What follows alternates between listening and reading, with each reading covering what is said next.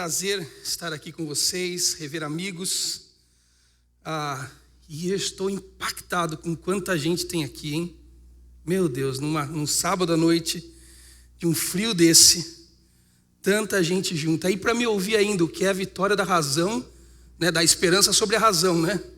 A irmã perguntou ali fora se era eu que ia pregar. Eu falei, disseram que sim, irmã. Pode ser que tenha mudado de ideia até a hora que eu começar, mas muito impactado. Feliz de rever amigos. Pastor Gessé, muito bom sempre ver o Senhor, estar com o Senhor. E eu gostaria que você abrisse a sua Bíblia comigo no livro de Eclesiastes. Eclesiastes, capítulo de número 3. Eclesiastes, capítulo de número 3. Abra a sua Bíblia lá comigo em Eclesiastes, capítulo de número 3, por favor. Eclesiastes, capítulo de número 3, versículo de número 11. Nós vamos ler apenas um versículo. Nós vamos ler mais coisas do livro de Eclesiastes, mas nesse primeiro momento eu quero ler o versículo 11 com você. Um versículo muito central nesse primeiro momento no texto de Eclesiastes e central no texto como um todo. Antes de ler, só eu quero fazer uma pequena errata, que não é culpa do irmão Irineu, é culpa minha. Esse texto que ele leu, ele mandou para mim, só que eu só vi o horário que começava, eu não li mais nada, então eu sou indisciplinado, mas a minha apresentação ela está defasada uns 10 anos. Eu já terminei o MBA já faz uns 9 anos, já fiz o mestrado, mas isso pouco importa. O que importa é que eu tenho um outro filho já de 8 anos de idade, né? E isso a minha esposa ficou brava comigo, né, de eu não ter lido. Sobre eu ter outra formação hoje, não importa, mas o Efraim importa muito. Se bem que tem dia que eu quero esquecer, como o irmão Irineu esqueceu também, né? Porque o Luiz conhece ele, sabe do que eu estou falando, né? Tive 2 meninas e eu tinha muitos projetos sobre criar filhos. Aí chegou o Efraim, agora eu só tenho filhos, não tenho mais projeto nenhum. Orem por mim, por favor, é bem complicado. Eu fui pregar na Estância da Palavra da Vida semana passada, apresentaram minha família, e a pessoa que apresentou disse, ele é pai da Ana Luísa, da Isabel, e ele respirou fundo e disse, do Efraim. Então você pode imaginar como é que é. Eclesiastes capítulo 3, versículo 11, diz assim, ele fez tudo apropriado ao seu tempo. Também pôs no coração do homem o anseio pela eternidade. Mesmo assim, ele não consegue compreender inteiramente o que Deus fez. Eu vou ler novamente. Ele fez tudo apropriado ao seu tempo. Também pôs no coração do homem o anseio pela eternidade. Mesmo assim, ele não consegue compreender inteiramente o que Deus fez. O texto de Eclesiastes, você sabe muito bem, escrito pelo sábio Salomão, rei da trilogia de Israel, do Reino Unido, da trilogia de reis, que representam o reino unificado do Estado de Israel, filho do grande estadista Davi. Salomão, ele escreve o livro de Eclesiastes num rompante de uma crise existencial. Salomão, em algum momento, ele percebe que há uma dimensão que ele está chamando abaixo do sol.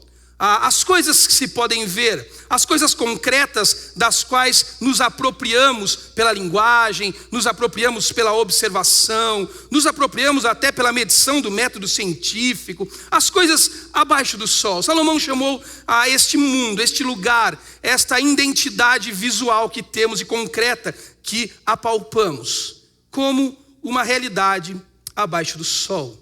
E Salomão também falou sobre as coisas que estão acima do sol.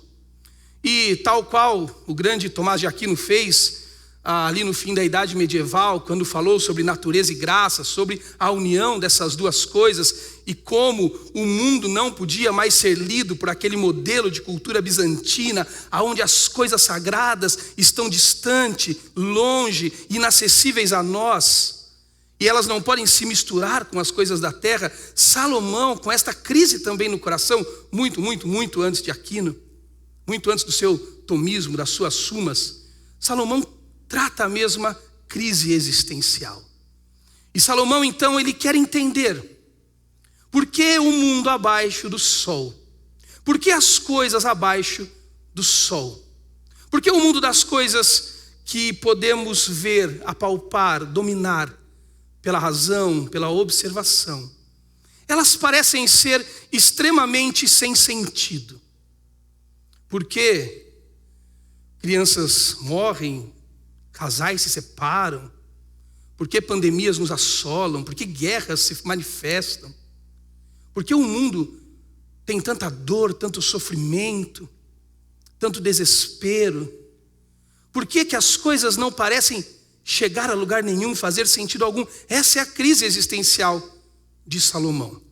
E olhando para o que vocês querem falar hoje, do que Deus colocou no coração dos seus líderes hoje, sobre um casamento que ele tem o aroma de Deus, eu olhei para esse texto e Deus me levou até ele, na perspectiva de que me parece que todo casamento, toda família em geral, não só o casal, mas toda família, toda constituição familiar, quando ela tem algum problema, isso fica muito evidenciado.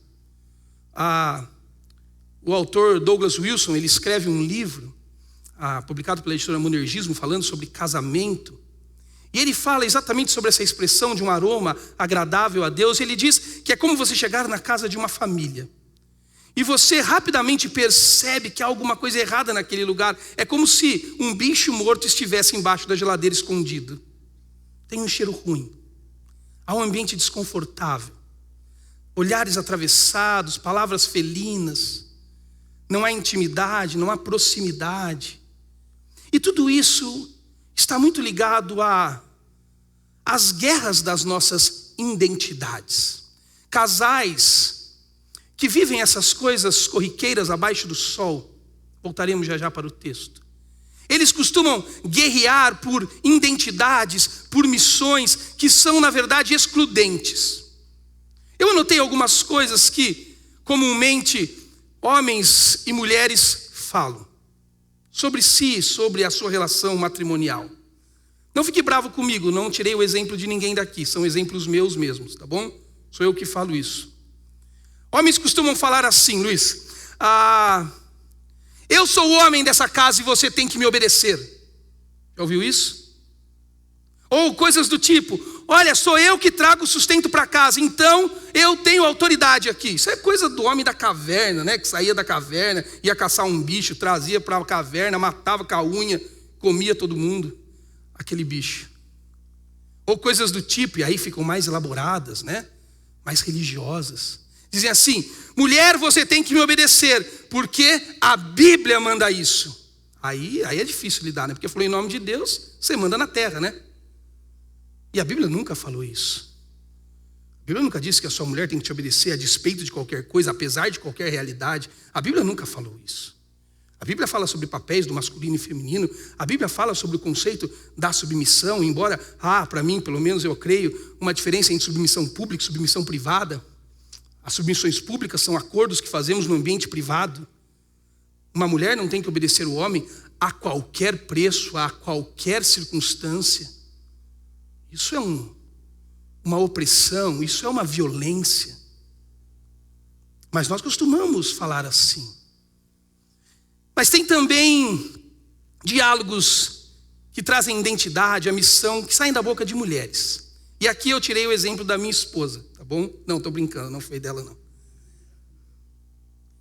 Mulheres dizem coisas do tipo, eu preciso trabalhar para não depender de homem. Isso é muito comum na nossa cultura, na nossa geração. Mulheres que acreditam que se elas saírem de casa, forem para o mercado de trabalho, elas ganharão autonomia. Autonomia é uma palavra tão usada na academia, né? Autonomia do corpo, autonomia da vontade. A gente ama a palavra autonomia no mundo de hoje. Mas também tem aquele tipo de mulher que diz assim, eu não posso trabalhar, porque Deus me fez para cuidar do meu marido e dos meus filhos. Não há nada de errado em uma mulher trabalhar. E não há nada de errado dela ser uma dona de casa, se é isso que Deus colocou no coração dela, é isso que o coração dela anseia fazer. Mas nenhuma das duas coisas redime uma mulher. Sair de casa, ir ao mercado de trabalho para ganhar autonomia financeira, social, não redime ela. Ficar em casa também e ser uma mulher do lar, que apenas cuida dos filhos e do marido, também não faz ela uma mulher mais cristã, mais crente. Nos meus anos de professor do colégio, eu cansei de ver mãe que não trabalhava, deixando o filho na escola período integral e indo para a academia, para o clube. Não tinha nada a ver com cuidar dos filhos. Essas não são expressões redentoras da nossa vida. Mas perceba, no mundo em que nós vivemos, nas coisas abaixo do sol, nós costumamos ter identidades muito próprias, buscas muito singulares, buscas muito próprias, muito ligadas com as nossas intencionalidades, com os nossos gostos, com os nossos prazeres, com as nossas decisões, cada um guerreando pela sua própria missão, pela sua própria identidade. Em um ambiente de casamento, em um ambiente familiar, essas missões, essas identidades excludentes, guerreiras, não podem produzir um casamento que tem um aroma suave diante de Deus, que tem um aroma agradável diante de Deus. Mas a pergunta que eu quero fazer a esse tipo de identidades e missões excludentes, guerreiras, que existem tanto em nossos casamentos que estamos aqui hoje, a começar por mim. Eu tenho as minhas próprias vontades, as minhas próprias guerras, eu tenho as minhas próprias missões, eu tenho identidades que eu luto por elas, e mesmo que eu tenha que lutar contra a minha esposa para mantê-las vivas, essas identidades. A pergunta que eu quero levantar é: por que nós guerreamos por isso? Por que nós temos identidades excludentes que não nos permite ter este tipo de casamento que vocês estão descrevendo como um aroma agradável diante de Deus? E me parece que o que nos faz ter esses tipos de apetites excludentes dentro do casamento é porque os nossos amores estão desorganizados. Cada um ama uma coisa, cada um tem um objeto de adoração, cada um tem uma busca muito pessoal, um Éden muito pessoal e privado, que vai atrás e tenta conquistar. Porque os nossos amores são amores deslocados, desorganizados, e por isso nos tornamos pessoas desassossegadas, e precisamos garantir a nossa identidade, lutar pelos nossos próprios ideais, manter a nossa própria missão de vida, porque os nossos amores estão deslocados, desorganizados, e por isso nos tornamos pessoas desassossegadas. O fato é que Deus nos fez para sermos seres amantes. Todos nós amamos, eu e você, indiscriminadamente, todos nós somos seres amantes. A pergunta que temos que fazer não é se amamos. A pergunta que temos que fazer a nós essa noite é o que amamos. Porque o amor é algo criado por Deus, colocado em nós, do caráter do próprio Deus. Todos os nossos corações possuem neles uma espécie de bússola que aponta para um telos, para uma finalidade, para algum lugar, para um tipo de Éden pessoal e privado, para um tipo de versão boa da vida, seja ela qual for. Todos os nossos corações possuem essa bússola que nos aponta para algo que, ao mesmo tempo que é ponto de partida, se apresenta como destino para nós também. Todos nós temos esses amores. A pergunta não é se nós amamos ou não. A pergunta necessária a ser feita é o que amamos, uma vez que fomos feitos para amar. Mas você talvez não perceba isso, porque nós vivemos em uma sociedade conhecida como sociedade cartesiana do pensamento, aonde a nossa sociedade tenta infringir a nós a ideia de que nós não somos seres predominantemente amantes, mas nós somos seres predominantemente pensantes. Se você não entende a ideia de sociedade cartesiana, imagino que muitos de vocês entendam, mas é aquela filosofia do famoso René Descartes, que alguns dizem que é a certidão de nascimento da modernidade. Descartes desenvolveu o que ele chamou de método científico, escreveu um livro famosíssimo, lá no início da Idade Moderna, fim da Idade Medieval, chamado Discurso do Método Científico. Se você não conhece Descartes, não conhece o método cartesiano, você conhece a frase dele: penso, logo existo. Essa é a sociedade que vivemos. Uma sociedade de métodos científicos, uma sociedade cartesiana, uma sociedade que se comporta medindo a vida para ver se ela vale a pena. E a sociedade tenta nos convencer de que somos seres criados, feitos, em desenvolvimento para o pensamento. Mas quando olhamos para as Escrituras, nós descobrimos que, na verdade, somos seres amantes. Os nossos casamentos não dão errado porque nós pensamos mal, porque medimos equivocadamente, porque não escolhemos direito, porque o planejamento estratégico não foi bem feito.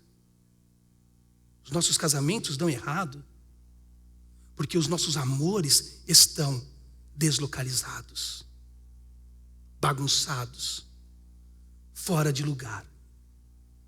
Somos seres, eu e você, nós e nossas esposas, predominantemente amantes. Por isso sempre estamos, como disse, atrás de uma boa versão da vida, de um tipo de Éden pessoal para nós, que confundimos com uma identidade pessoal, com uma missão pessoal. O autor daquele famoso texto, O Pequeno Príncipe, Antonin Exupéry, ele diz, a certa altura do texto, o seguinte: se você for construir um navio, não chame as pessoas para ajuntar madeira, nem lhe atribua tarefas ou trabalhos, mas ensine-as a desejar a infinita imensidão do oceano. A questão não é se você está atrás ou não de uma boa versão da melhor vida. A pergunta é: de qual versão da melhor vida você, homem, você, mulher, estão atrás para vocês mesmos? A questão dos nossos casamentos e das confusões que eles possuem, nada está ligado com o movimento do pensamento, do planejamento, das estratégias. Mas a confusão dos nossos casamentos estão intimamente ligadas aos nossos amores deslocalizados. E é disso que Salomão está falando. Salomão fala no versículo 11 que acabamos de ler, e eu quero depois voltar desde o capítulo 1. Salomão nos diz que o homem, eu e você, fomos criados com uma espécie de configuração vertical. Nós fomos programados para adorar, nós fomos programados para amar, nós fomos programados para a eternidade.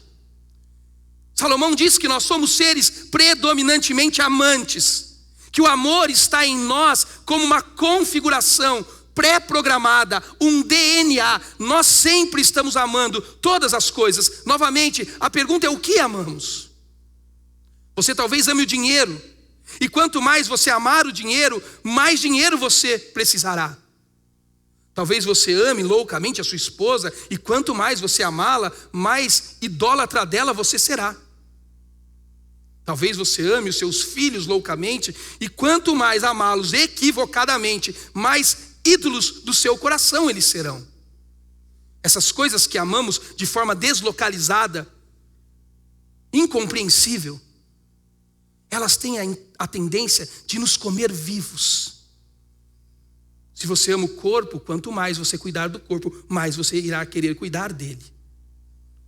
Se você ama o seu patrimônio, quanto mais você ajuntar, mais patrimônio você desejará. E ao longo da sua vida, você morrerá 1 milhão de vezes por essas coisas, até morrer a morte final e definitiva. Porque a questão que Salomão está nos apresentando é que os nossos problemas são os amores deslocalizados. Salomão diz que Deus colocou no nosso coração, no coração do homem, no meu e no seu coração, um anseio pelo que é eterno. Salomão está olhando as coisas embaixo do sol, as concretas, as visíveis, as que podem ser medidas, as mensuráveis. E ele está dizendo: eu não encontro sossego e descanso nelas. Ele oferece a resposta. Porque o nosso problema não é o pensamento mal feito, mas os amores deslocalizados são os nossos problemas. Volte a sua Bíblia comigo no capítulo 1. Salomão é um exímio pesquisador. Salomão é uma espécie de candidato a estrito senso de uma universidade. Ele é um pesquisador das ciências sociais, ele é um pesquisador das ciências biológicas. Salomão é um cientista habilidoso. Eu gosto de ler o texto imaginando Salomão com um jaleco, sabe, do Centro de Pesquisa Tecnológico e Científico de Israel, pesquisando a vida, olhando para as coisas que estão abaixo do sol, como ele chama, e pesquisando a vida. E a primeira coisa que Salomão faz é escolher o caminho da observação para pesquisar a vida. Olha como o texto no capítulo 1 começa. As palavras do mestre, filho de Davi, rei em Jerusalém: que grande inutilidade, diz o mestre, que grande inutilidade, nada faz sentido. O que o homem ganha com todo o seu trabalho, em que tanto se esforça debaixo do sol? Gerações vêm, gerações vão, mas a terra permanece para sempre. O sol se levanta, o sol se põe. Ele depressa volta ao lugar de onde se levanta. O vento volta para o sul e vira para o norte, dá voltas e voltas, seguindo sempre o seu curso. Todos os rios vão para o mar, contudo o mar nunca se enche, ainda que sempre corram para lá voltam a correr. Todas as coisas trazem canseiro, o homem não é capaz de descrevê-las, os olhos nunca se saciam de ver, ele está observando, nem os ouvidos de ouvir. O que foi tornará a ser, o que foi feito será novamente. Não há nada novo debaixo do sol, o lugar onde ele observa. Salomão está escolhendo o caminho da observação para tentar entender este mundo de amores descolocados. Ele olha para o sol e o sol então nasce e ele diz: talvez ali seja a localização do sol. Ele vai morar ali para sempre, mas o ciclo se faz e o sol volta a se pôr. E talvez Salomão diga: talvez seja esse o ciclo do sol. Ele vai e volta e cumpre o seu propósito. Mas o ciclo se faz e o sol faz o quê? Nasce de novo. Ele olha para o vento e o vento passa e ele diz: o vento sempre vai para lá. Mas de repente o vento volta para cá. E ele diz: talvez ele tenha cumprido o seu propósito, mas ele volta a correr. E ele olha para os rios e os rios vão.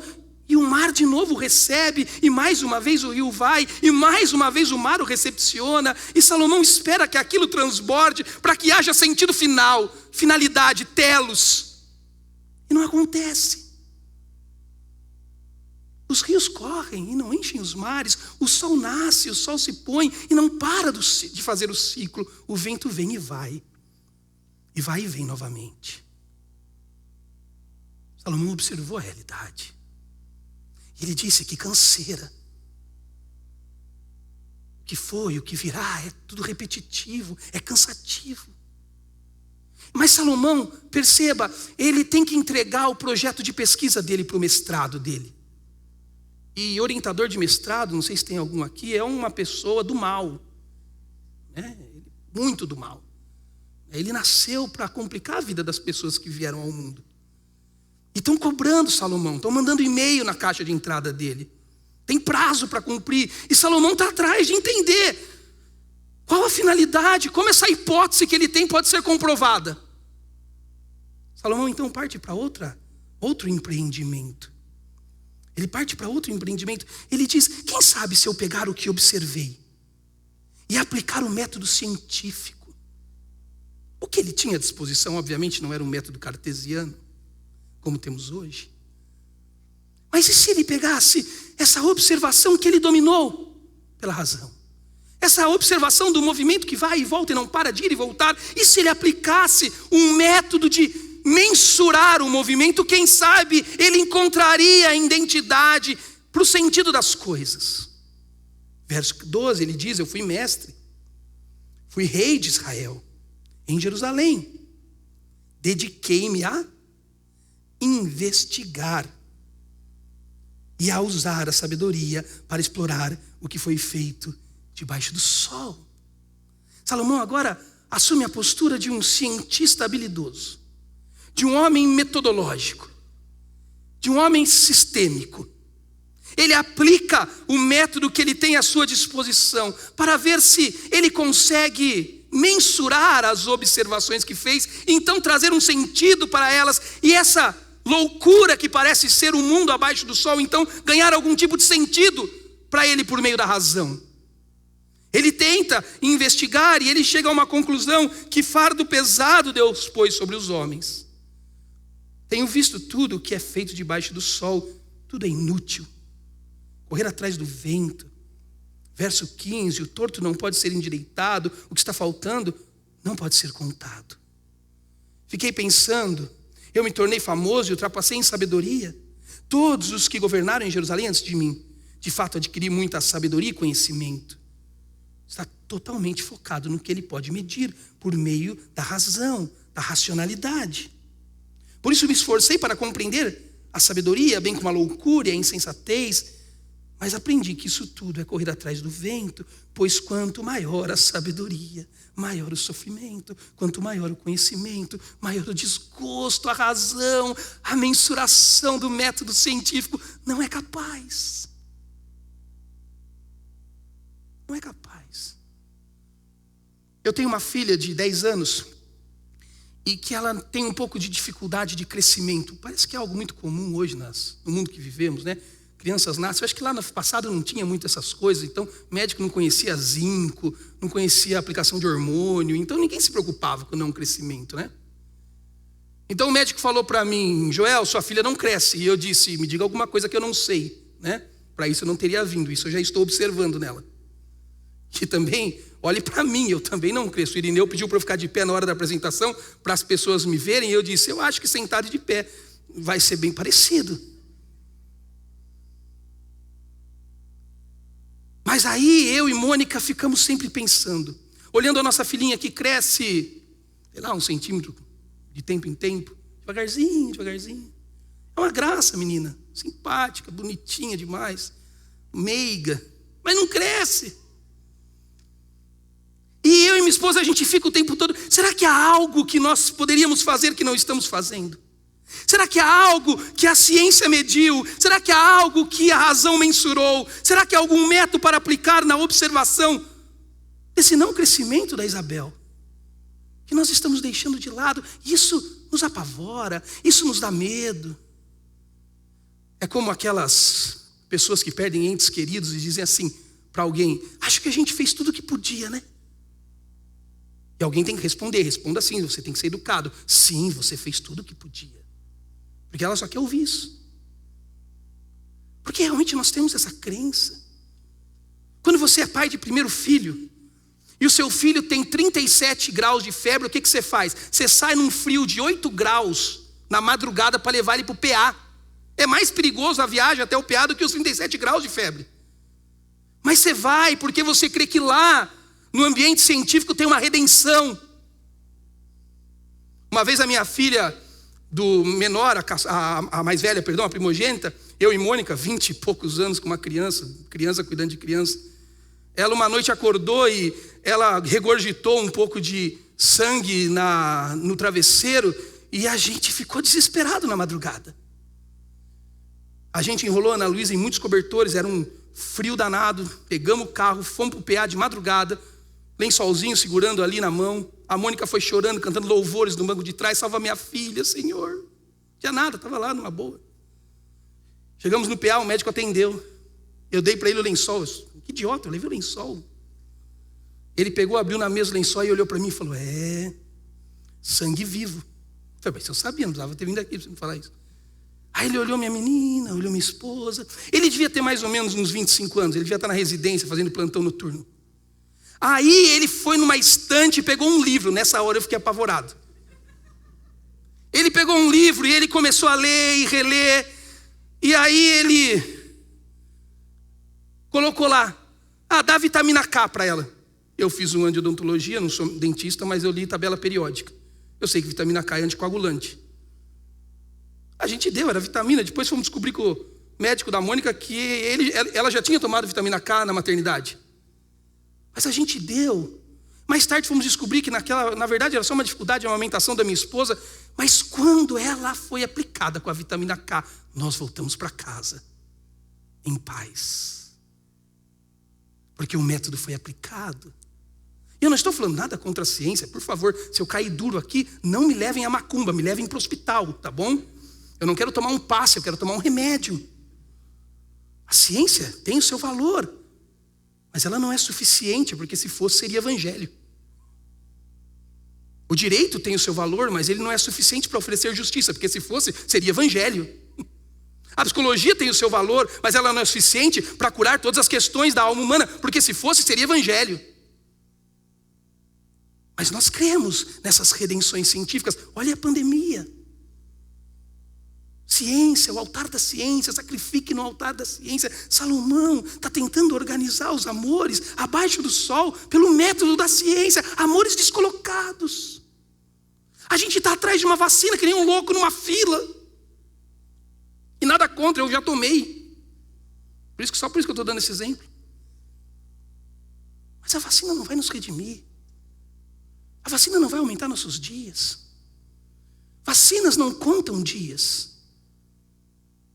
Deus conta os dias. Salomão foi atrás. Mas a conclusão dele é que quanto mais ele sabia, porque ele sabia. Quanto mais ele conhecia, porque ele conhecia. Quanto mais ele se aprofundava, porque ele se aprofundava. Mais sofrimento o conhecimento lhe trazia. Mais sofrimento. Que bom, meus irmãos, que a gente não sabe como vai ser amanhã. Porque para muitos de nós, se nós soubéssemos o que vem depois, nós enlouqueceríamos antecipadamente. A ciência, a mensuração do método, não é o que organiza nossos amores. Mas Salomão, ele é frenético com a pesquisa, ele não para. Ele olhou, observou, falou, não deu, não tem sentido. Vai e volta sempre para o mesmo lugar. E faz de novo o movimento. Aplicou o método da ciência e viu que quanto mais ele descobria, mais cansado ficava. Aí ele pensou, já sei, já observei, já apliquei ciência, método. E se eu me tornasse então um existencialista, a palavra parece difícil, né? Mas é simples, eu posso te explicar. É aquela pessoa que acredita que tudo que é aquilo que se pode ver, aquilo que se pode tomar como realidade concreta, a existência. Eu vivo com a minha vida sendo um fim nela mesma. Isso é um existencialista. Salomão fala, e se nada mais houver depois daqui? E se não houver sentido mesmo? Então talvez eu descubra essa verdade na experiência das coisas. E ele disse, verso 1 do capítulo 2, eu disse a mim mesmo, percebe? Ele está atrás de uma resposta para a vida dele. Venha, experimente a alegria. Agora ele é empírico, existencialista. Descubra as coisas boas da vida. Mas isso também se revelou inútil, ele já sai de cara dizendo. Conclui que o rir é loucura, a alegria de nada vale. Aí ele foi para a esbórnia. Decidiu se entregar ao vinho. E a extravagância, perceba, mantendo o quê? A mente orientada pela sabedoria. É um projeto, não é? Ele não foi por ir. Ele não foi para esquecer. Ele não foi para ficar de porre e não lembrar da vida. Ele foi para perceber, com a mente orientada pela sabedoria, se experimentando as coisas no seu estado máximo de extravagância, talvez aquilo lhe conferisse ou sentido, ou dissesse, esse é o único sentido. Ele se entregou ao vinho. Ele disse, eu queria saber o que vale a pena debaixo do céu, nos poucos dias da vida humana. Olha que existencialista, lancei-me a projetos, construí casas, plantei vinhas para mim, fiz jardins, pomares, e neles plantei todo tipo de árvore frutífera. Construí também reservatórios para irrigar os meus bosques verdejantes. Comprei escravos, escravas, e tive escravos que nasceram em minha casa. Além disso, tive também bois e ovelhas, mais do que todos os que vieram antes de mim em Jerusalém. Ajuntei para mim prata, ouro, tesouro de reis e de províncias, servir-me de cantores e cantoras. E também dei um harém, as delícias dos homens.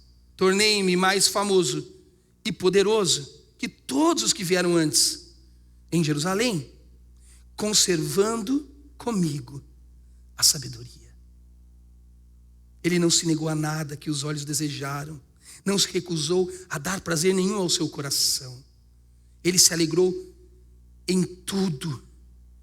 Na verdade, eu me alegrei em todo o meu trabalho, diz ele, essa foi a recompensa de todo o meu esforço.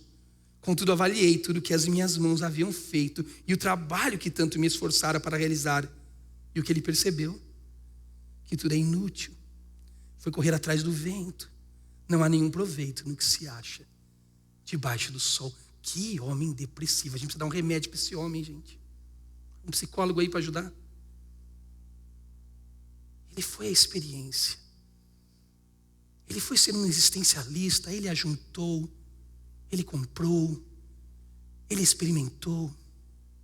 Ele tentou fazer com que a vida, a sua existência finita, lhe desse uma recompensa objetiva de finalidade. Olha, talvez eu descubra que os anos que eu vou viver é tudo que tenho e eles bastam. Não funcionou. Esse camarada precisa entregar o projeto dele e está difícil. A caixa de e-mail dele continua chegando as datas da banca. E ele já foi para a observação. Não deu certo. Ele já aplicou método racional e científico. Não funcionou, deu canseira. O conhecimento trouxe sofrimento, porque nunca termina. Agora ele já foi para o existencialismo. Ele já foi para uma vida que tem finalidade em si mesma. E ele descobriu também não trouxe alegria. Salomão está com um problema. Que não tem a ver com o pensar, com a desorganização das estratégias humanas, com a incapacidade de dominar as coisas pela razão, mas de novo, tem a ver com amores deslocalizados. Aí Salomão, que precisa entregar a sua tese de mestrado na universidade, lá no Departamento de Ciência e Tecnologia de Israel, ele parece ter entendido alguma coisa. Ele parece ter entendido, porque na verdade a pesquisa trouxe uma resposta para ele. Talvez não uma resposta que ele esperava, ou não uma resposta mensurável no mundo das coisas concretas abaixo do sol, mas trouxe uma resposta para ele. Então ele compõe, como sendo a proposta da hipótese dele, a resposta à hipótese dele, ele compõe essa linda poesia do capítulo 3. Olha o que ele diz. Ele faz um aforismo, ele coloca ali uma definição de uma verdade que ele alcançou, verso 1. Para tudo há uma ocasião certa, há um tempo certo para cada propósito debaixo do sol. É o primeiro parágrafo da conclusão dele. Ele faz um aforismo filosófico, ele faz uma conclusão objetiva numa frase curta. Ele disse: depois de observar, depois de medir, depois de experimentar, eu cheguei a uma conclusão. Parece que tudo tem uma ocasião certa, um tempo certo, aqui embaixo do sol ou do céu, as duas expressões que ele usa. Aqui nesse lugar das coisas concretas e objetivas, parece que não é eu que tenho que achar o sentido e o DNA das coisas. Parece que eles já estão postos. Parece que não é eu que tenho que fazer uma empreitada em busca ou em direção de sentido concreto para a realidade. Mas parece que é a realidade concreta e objetiva que faz uma incursão, um fenômeno sobre mim para me dar sentido para as coisas. Aí ele tira 10 com louvor. Ele diz assim: há tempo de nascer, tempo de morrer. Tempo de plantar, tempo de arrancar o que se plantou. Tempo de matar e curar, derrubar e construir, chorar e rir, prantear e dançar. Há tempo de espalhar pedras e depois ajuntá-las. Tempo de abraçar, tempo de conter. Há tempo de procurar e desistir, de guardar e jogar fora. Também há um tempo de rasgar e de costurar novamente. Tempo de calar e falar, amar e odiar, de lutar, e tempo de viver em paz. Uau! Salomão tem uma conclusão. Salomão tem uma conclusão. Salomão olhou para dentro de si, para suas inquietudes, para os seus desassossegos abaixo do sol. Ele disse: eu entendi. O meu problema não está na incapacidade da minha razão absorver sentido pela observação, pela medida do método ou pela experiência da vida. O meu desassossego, a minha desordem, ela está relacionada ao fato de que eu não aceito, de que as coisas são antes de mim e as coisas são para além de mim. Que as coisas não são dadas à minha leitura, aos meus gostos, aos meus prazeres. Que a vida não é uma procura por identidade ou missão do homem ou da mulher, que são excludentes e guerreiras, apetites opostos. A vida é como é, porque foi feita para ser assim. A vida é como é, porque há nela um DNA cravado no coração do homem, uma bússola que aponta para uma eternidade. Porque verso 11 diz: Ele fez tudo apropriado ao seu tempo. Plantar e colher, juntar e espalhar. Já está lá o DNA. Mas Deus, o vento vai e volta e vai de novo. O rio corre, o mar não enche. O riso não me traz satisfação plena e constante. O vinho não mantém aquela alegria. O conhecimento não chega ao seu limite exato, ele sempre tem algo a mais e cansa. Aí Salomão entendeu, porque é o problema do homem, o meu problema e o seu problema, e o problema de toda a humanidade, é que todas as coisas estão lá do jeito que sempre estiveram, organizadas e pré-configuradas pelo Criador de todas as coisas, e Ele não só fez elas, como colocou em nossos corações uma bússola que aponta para a finalidade que é Ele. Ele que é a nossa identidade, Ele que é a nossa missão. Talvez o seu casamento esteja bagunçado esta noite. E talvez você estava pensando em sair daqui hoje, comer uma pizza com a sua esposa e dizer assim: mulher, a vida está uma bagunça. Aí você ia puxar um papel, uma nota no celular, ia fazer um planejamento com ela. É o que a gente sabe fazer. E se a gente arrumasse o dinheiro, isso é bom, arrume, vai ajudar. E se a gente, deixasse as crianças com a mãe, com o pai, e fosse comer uma pizza uma vez por mês, é bom também, mas não é redentivo. E se a gente diminuísse o nosso padrão de vida para sobrar mais, para a gente viajar nas férias? Se a gente tivesse mais um filho? E se a gente não tivesse filhos? Mulher, eu vou trabalhar mais, eu vou arrumar outra renda, a vida vai melhorar. Tá bom, eu vou acordar mais cedo, eu vou levar o lixo, eu vou ajudar você a limpar a casa. Ela vai dizer: eu também vou te receber com mais carinho no fim do dia. Nada disso é ruim. Mas nada disso traz todo o sentido que o nosso coração está buscando. Na verdade, hoje à noite você deveria sair com a sua mulher e dizer para ela: eu entendi, querida. Eu entendi, querido. Sabe por quê? O nosso casamento não sobe como um aroma agradável a Deus. Porque os nossos amores são bagunçados. Porque os nossos amores estão localizados em buscas inúteis e fúteis, em desejos por sentidos irreais. Os nossos amores estão nos lugares errados. E o Evangelho não é a possibilidade de um domínio racional de verdades que mudam nossas vidas. O Evangelho é um movimento de amor que, quando invade nossas vidas, organiza as nossas almas no objeto do amor. Nos tira das buscas enfadonhas e cansativas da vida. E nos põe num sossego que razão humana alguma compreende. Santo Agostinho, nas suas confissões, quando trata do amor e do seu desassossego, ele usa uma metáfora maravilhosa.